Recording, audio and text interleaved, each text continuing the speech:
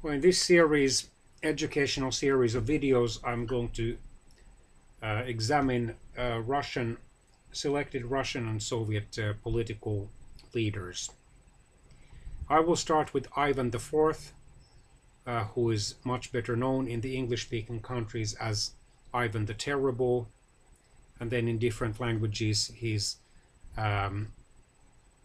adjectival name Grozny has been translated in different ways. In my rare native language Finnish, it is Julma or cruel. Grozny could even be translated as formidable. He lived, according to the old Julian calendar, from August 1530 until March 1584. In other words, he was 53 years old when he died. Officially, he became the Grand Prince or ruler of Moscow in December 1533, and then the Tsar or Emperor of all Rus, of all the Russias, meaning the Great, Little, and White. Great Russia, Russia proper, Little Russia, the Ukraine, and then White Russia, which is now known as Belarus or Byelorussia. In January 1547, and then he ruled for the last 37 years of his life as the Tsar. During his reign, Russia conquered the Khanates of Kazan, Astrakhan, and Sibir, and then became a multi-ethnic and multi-continental or bicontinental state, expanding into Asia, spanning approximately 4,050,000 square kilometers. He ruled as an autocrat over Russia's hereditary aristocrats, the boyars. He also developed a bureaucracy to administer the new territories. He transformed Russia from a Middle Ages state into an empire, although this was a very costly transformation to its people and to its broader long-term economy. Historians are still over 430 years after his death puzzled over how to characterize him. Of course, by no means all the stories which appear about him in the Russian folklore, or indeed other countries' folklore, are reliable. It is possible that his cruelty was exaggerated by his enemies in the surviving contemporary and near-contemporary accounts. It is also, of course, possible that his admirers exaggerated his allegedly good qualities. So he was described on the one hand as intelligent and devout, and he must have been determined and to some extent at least an efficient ruler. On the other hand, he easily lost his temper, and he periodically suffered from mental instability, and these mood swings became sharper and more violent as he grew older. In one such outburst, he killed his son and heir, Ivan Ivanovich, after also killing the latter's unborn son, which meant that his successor was the pious but politically ineffectual and actually intellectually notably, if not very limited, Fyodor Ivanovich, which meant that a Russian boyar or an aristocrat, Boris Godunov, effectively ruled Russia until his death in 1605. He was, however, an able diplomat, a patron of arts and trade, and founder of the Moscow Print Yard, Russia's first publishing house. He was popular among Russia's ordinary people, except for the people of Novgorod and surrounding areas in northwestern Russia. He also was noted for his paranoia and harsh treatment of the Russian nobility. So Grozny can be translated as inspiring fear or terror, dangerous, powerful, or formidable. So it is not easy to translate it.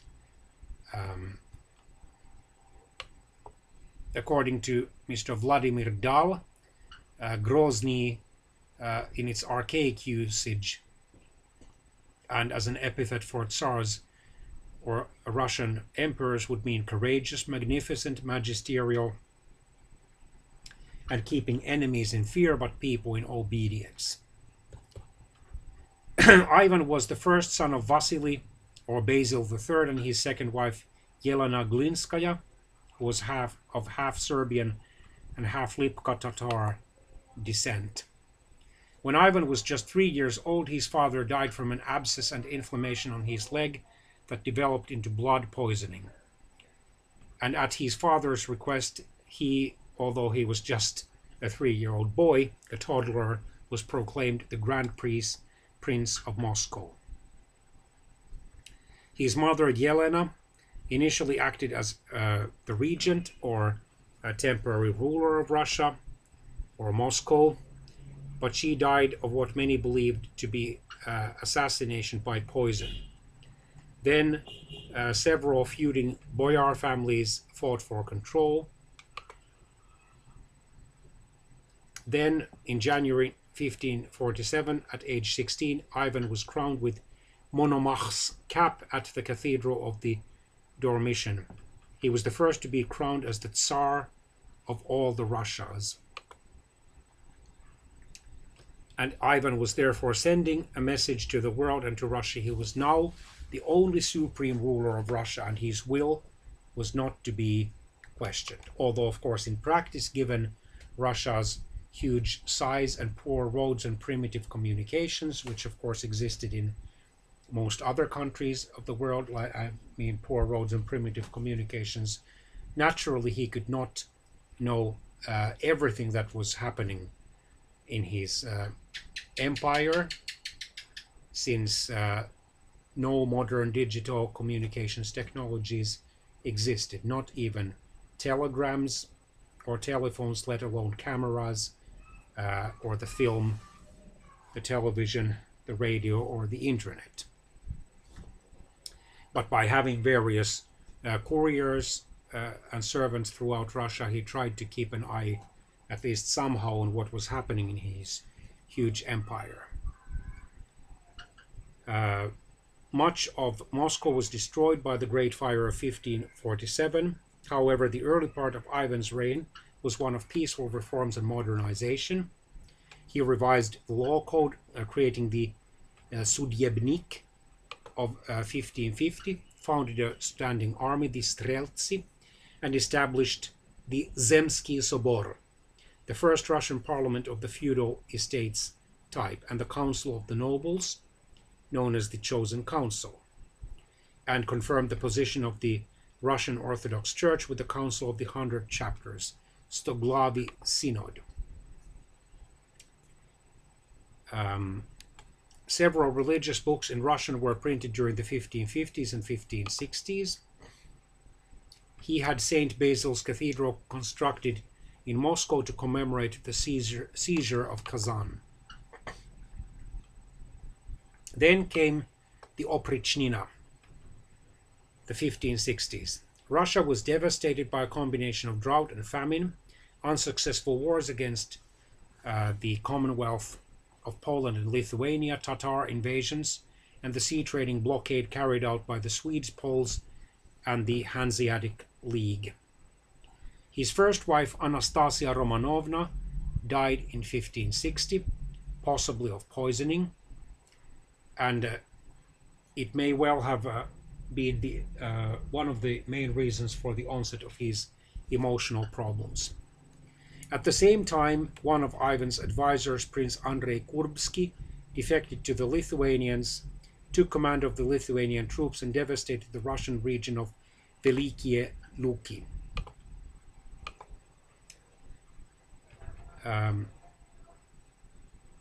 The Oprichnina consisted of a separate territory within Russia's borders, mostly in the territory of the former Novgorod Republic in the north. He held exclusive power over the Oprichnina territory. The Boyar Council ruled the Zemshchina, or land, the second division of the state. He also recruited a personal guard known as the Oprichniki, originally having 1,000 soldiers. The first wave of persecutions targeted primarily Russia's princely clans, notably the influential families of Suzdal,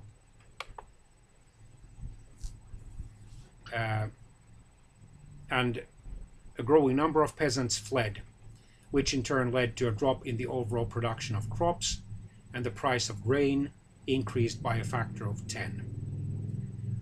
Then there was the sack of Novgorod in 1570. According to the Third Novgorod Chronicle, the massacre lasted for 5 weeks. Almost every day, 500 or 600 people were killed or drowned. Modern researchers estimate the number of victims to have ranged from 2,000 to 3,000. After the famine and epidemics of the 1560s, Novgorod's population most likely did not exceed 10,000 to 20,000. Many survivors were deported elsewhere. In 1547, Mr. Hans Schlitte, Ivan's agent, recruited craftsmen in Germany for work in Russia. However, all of them were arrested in Lübeck, northern Germany, at the request of Poland and Livonia. The German merchant companies ignored the new port built by Ivan on the river Narva in 1550 and continued to deliver goods in the Baltic ports owned by Livonia. Ivan established close ties with England, and the Muscovy Company retained the monopoly in Russo-English trade until 1698. With the use of English merchants, he wrote many letters to the English Queen Elizabeth I. The Queen focused more on commerce, while Ivan was more interested in a military alliance. During his troubled relations with the boyars, the Tsar even asked her for a guarantee to be granted asylum in England if his rule was in danger. Elizabeth agreed on the condition that he provided for himself during his stay. From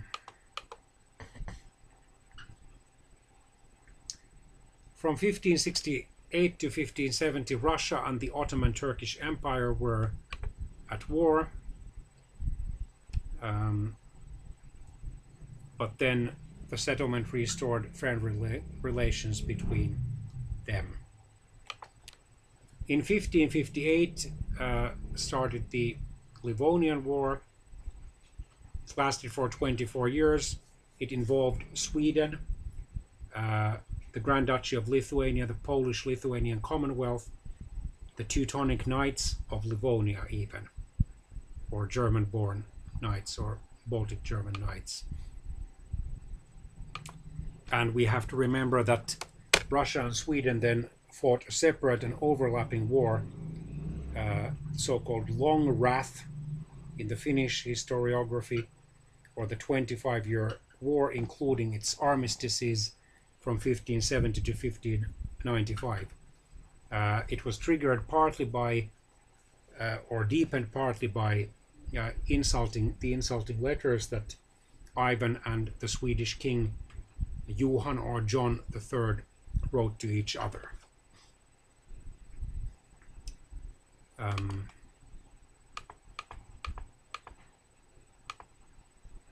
Russia started to conquer Siberia in eastern and northern Russia.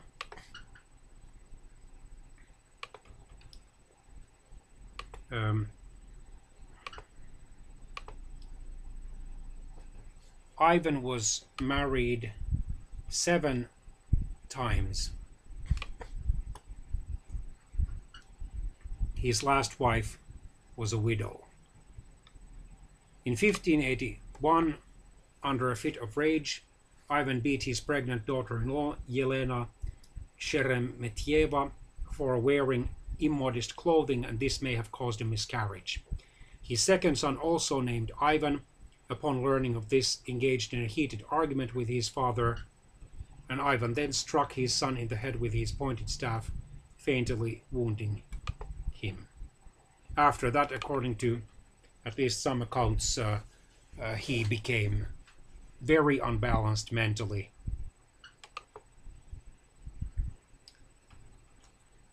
While he was a devout follower of Christian orthodoxy and placed the most emphasis on defending the divine right of the ruler to unlimited power under God,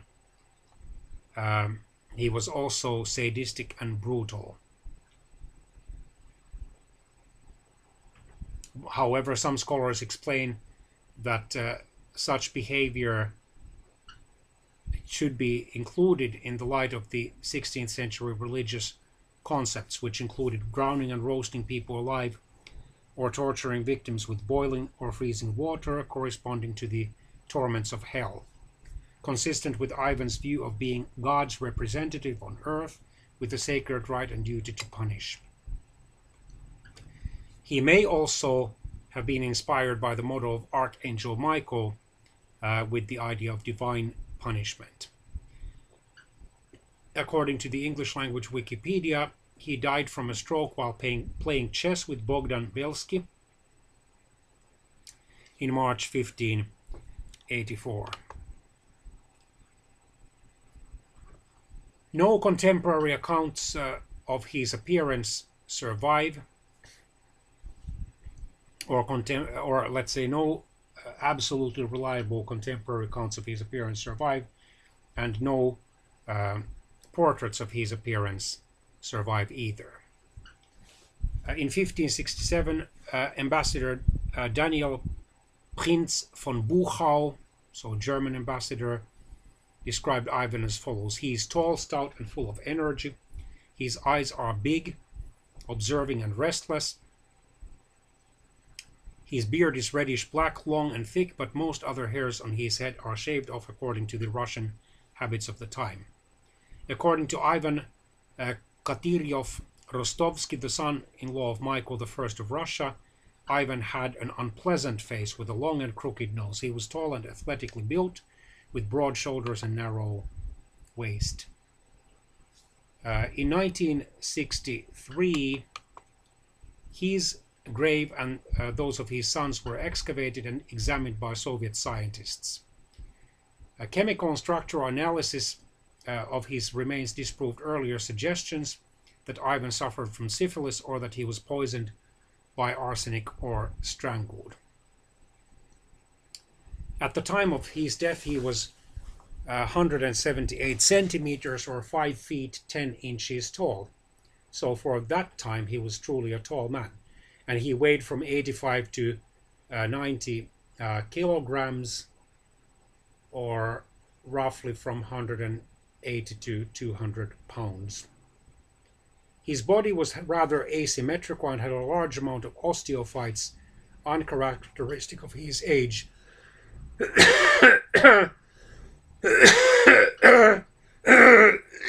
Sorry. It also contained too much mercury. According to researchers, in his last years, he was suffering from various bone diseases and could barely move.